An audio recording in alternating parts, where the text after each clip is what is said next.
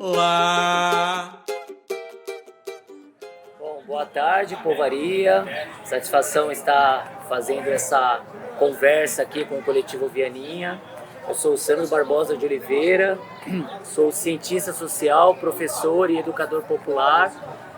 Sou morador aqui da Coab 2 de Itaquera, né, o Conjunto José Bonifácio, desde 1981.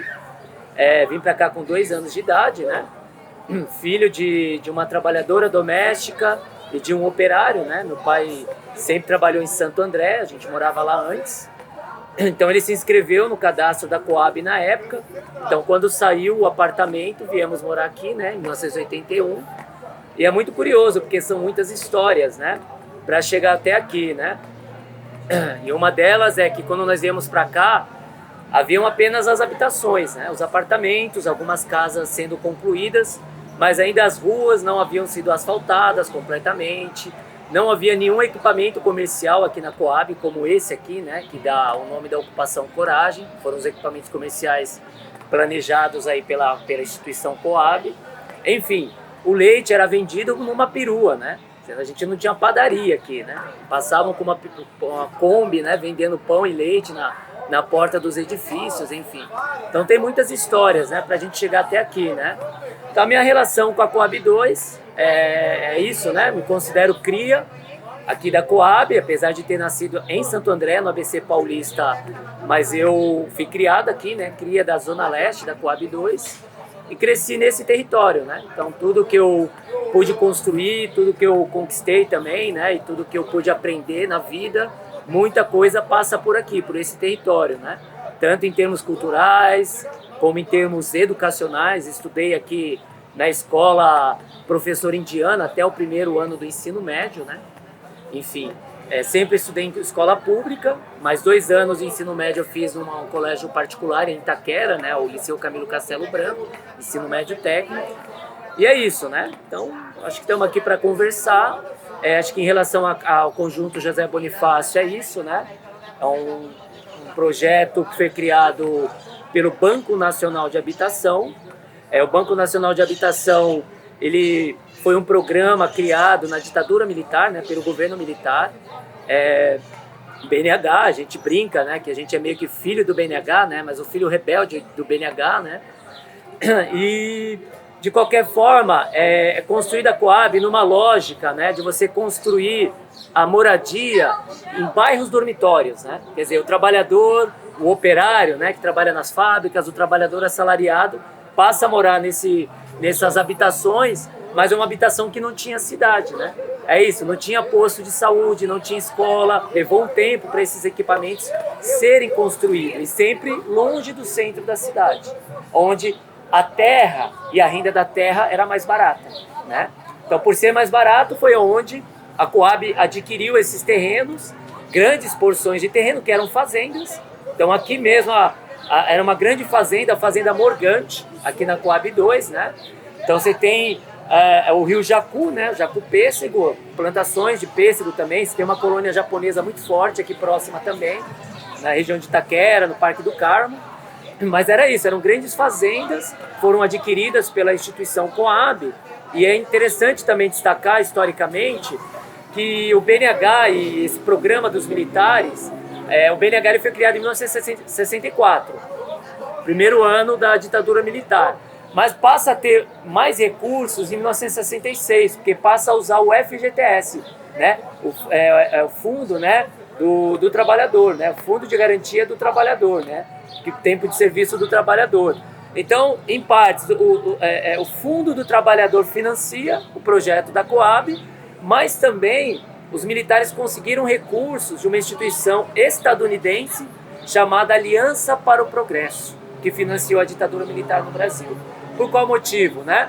Os militares precisavam dar respostas materiais para a classe trabalhadora, que naquele momento precisavam de moradia popular, e não existia programas de moradia popular. E por qual motivo também? Em decorrência da Revolução Cubana. O medo, né, de ocorrer uma revolução socialista no Brasil. Então, os militares deram golpe e precisavam dar respostas materiais, fazer moradia popular. Então, eles também conseguiram recursos para disparar diversos programas, entre eles o BNH, o Banco Nacional de Habitação. Depois foi construído também o sistema financeiro da habitação, enfim, com outras fontes, mas a principal fonte foi o Fundo de Garantia por Tempo de Serviço, o Fundo do Trabalhador. Então fomos nós, trabalhadores, que financiamos, né, a instituição Coab, feita por construtoras, né, que eram aliadas do governo militar, da ditadura civil-militar. A história das ocupações culturais, elas são mais recentes, né? É importante situar, e eu imagino que o Tiaraju, né, o professor Tiaraju Pablo D'Andrea, que é amigo, parceiro, tenha falado um pouco disso também, dos movimentos de cultura. Então eles começam a se fortalecer no final dos anos 90, início dos anos 2000, principalmente com algumas políticas públicas, né, como o VAI, né, que é a valorização e incentivo cultural, né? Depois outras políticas, fomento ao teatro, enfim. Aqui na Coab, precisamente, a gente tem a Ocupação Cultural Coragem, que data de 2016, né? Fevereiro de 2016, que foi uma ação importante, né? Que várias pessoas começaram a ocupar aqui equipamentos comerciais que estavam abandonados pela Coab. Coab não sabia muito o que fazer, abandonou. Inclusive aqui era um antigo mercado, né? O mercado Ita. A gente comprava coisas aqui, tinha um ponto de ônibus aqui, né? Um terminal de ônibus era aqui, antes de mudar no ano de 2000 lá para baixo, né? Para a estação José Bonifácio. Então a gente pegava, embarcava aqui nos ônibus, né? Para o metrô Itaquera, para outros lugares, saía daqui. E aí em 2016, um grupo, né, de pessoas, de moradores aqui da Coab, né? Ligado ao movimento de cultura, ao movimento do reggae, né? Viram que algumas pessoas começaram a ocupar, abrir comércios, né? Coab não fiscalizava muito e ocuparam esse espaço aqui em 2016, né? Antes dessa ocupação, houveram outras também. Tem a ocupação do Afro 2, que eu não vou lembrar exatamente o ano que eles ocuparam lá, mas tem também o Alma, né? Que é um coletivo Aliança Libertária Meio Ambiente, né? O Grilo está aqui para lembrar a sigla, né? O Alma. Ficou muitos anos numa ocupação aqui em cima também. Você lembra o ano, Grilo? Em 2009 ou 2008 nós chegamos lá, que a dona Zilda passou a cooperativa Cruz, que era uma cooperativa de catadores, e como ela não conseguia mais manter o espaço, ela cedeu pra gente. Então, sim. Na Batista Conde, Avenida João Batista Conde. Então, 2008, 2009, o Alma, né, esse coletivo do Alma ocupa aquele espaço. Também começa, qual que é a necessidade dos coletivos culturais? Dispor de um espaço para ensaiar, fazer produções culturais, ir atrás de projetos, que muitas vezes vincula a relação com o espaço, né? E aqui, por ser um bairro historicamente dormitório, e ao longo do tempo, os moradores, os trabalhadores e trabalhadoras que aqui vivem, começaram a se apropriar, a fazer esse espaço um outro espaço, né? Porque foi projetado para ser um grande conjunto habitacional, mas no início eram só as habitações. Com o tempo, começaram, por exemplo, os moradores a construir garagens, por exemplo, nessas garagens abrir comércios, nesses equipamentos comerciais abandonados, então começaram a fazer espaços culturais, então para atender uma demanda que existe, né, de produção e circulação cultural no próprio território. Então é muito recente também a instituição de casas de cultura, por exemplo, que também é uma luta histórica do movimento de cultura. Então a gente tem a Casa de Cultura do Parque Raul Seixas, né? Que aí sim está vinculado à prefeitura diretamente, na Secretaria de Cultura, como uma política pública, né? Enquanto Casa de Cultura, que tem várias atividades, vários eventos, mas você tem uma demanda grande de vários coletivos culturais que querem dar vazão, né, às suas atividades, às suas produções culturais e aos seus projetos. Então as ocupações elas vêm nesse bojo, que é no contexto de toda a cidade. Meados da década de 2000, de 2005 e diante, né, mais intensamente, 2010, 2012. 2013, por exemplo, a gente teve lá a revolta da tarifa, as chamadas jornadas de junho. Ali foi um ponto de virada, né? Foi uma inflexão muito profunda na sociedade brasileira, que está nesse bojo, né? Das pessoas assumindo o protagonismo, né? Os coletivos, várias organizações da classe trabalhadora que habita e vive nas periferias da cidade, ocupando esses espaços, produzindo e construindo esses territórios, né? E esses espaços. Então, o movimento vem muito disso, né? E recentemente você tem um revés, né?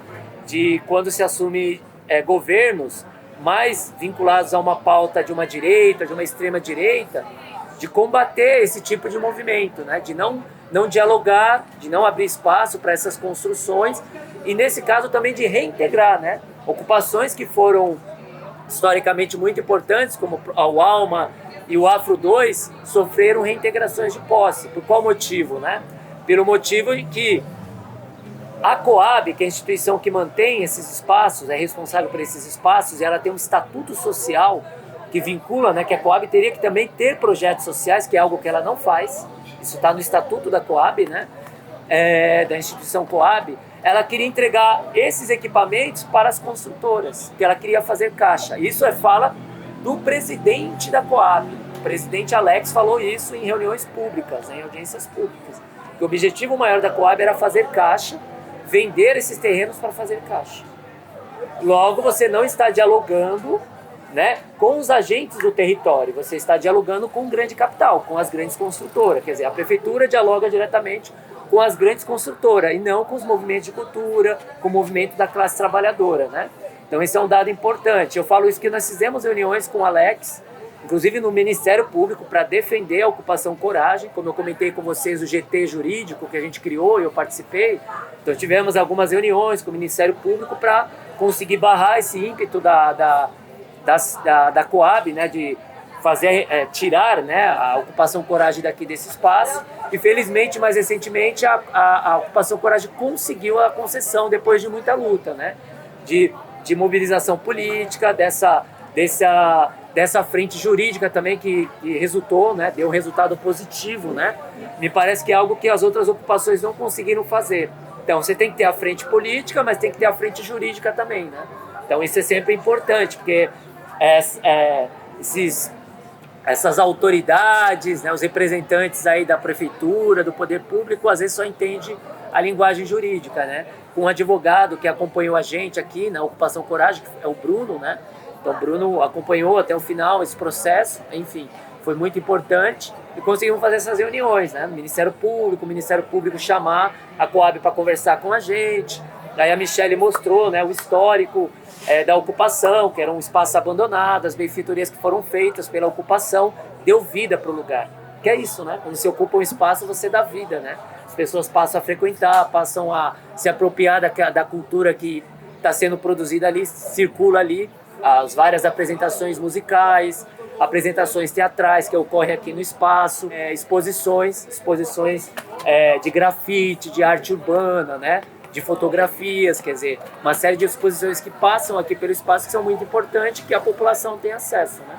E isso tudo independe das políticas públicas, tem relação. Então você tem acesso aqui ao fomento, a lei de fomento à periferia, né? Eu acho que o Coletivo Coragem tem alguns projetos, né? Mas ao mesmo tempo faz isso independentemente desses recursos, né? Do acesso a esses recursos. Então é um espaço vivo e dinâmico, né? Então, as ocupações culturais, elas representam isso, né? Nesse ciclo de 2000 para cá, intensificados aí em 2008, 2009 e na última década mais precisamente, né? Em toda a sociedade, todo esse movimento, né, de protagonismo, de sujeitas e sujeitos periféricos, né? Termo aí do professor Tiaraju, mas também que são sujeitos da classe trabalhadora periférica. É a classe trabalhadora que vive na periferia e se apropria desse espaço e transforma esse espaço, criando outros espaços. Criando espaço que não foi pensado pelo poder público, não foi pensado pela burocracia, e eu usar aqui um termo de um sociólogo, filósofo chamado Henri Lefebvre, da sociedade burocrática do consumo dirigido, porque é disso que se trata, né? Então, as gestões municipais, estaduais e federal muitas vezes está a serviço do grande capital, para atender aos interesses de uma sociedade burocrática do consumo dirigido, não tratando as pessoas como sujeitos e sujeitas, né? Quando as pessoas se tornam sujeitos e sujeitas, elas se apropriam e elas recriam o espaço a partir das suas necessidades, desejos e demandas. Isso vincula também a um outro termo importante, cunhado também por esse pensador importante, Henri Lefebvre, que é o direito à cidade. O direito à cidade não é só o direito de se apropriar do que existe na cidade, é o direito da gente fazer a cidade de acordo com os nossos desejos, recriando a cidade em outros patamares, né? E aí quem vai dar essa chave para a gente também é um geógrafo marxista também muito importante chamado David Harvey. Quer dizer, é fazer a cidade de acordo com os nossos desejos e necessidades. Então é disso que se trata, é isso que está em disputa na cidade. A cidade do capital, que é produzida para a produção, valorização e a circulação da forma mercadoria e do valor, né, que se valoriza, né, do capital em movimento, e da cidade construída pela classe trabalhadora, que quer se apropriar, quer se emancipar, quer produzir cultura, arte, quer se apropriar, quer se humanizar, né? Então é isso que está em contradição nessa cidade que nós temos. Bate o tambor, ai, oi, oi, e treme o chão, que a favela é um mirante desse povo, a fortaleza de uma gente em união.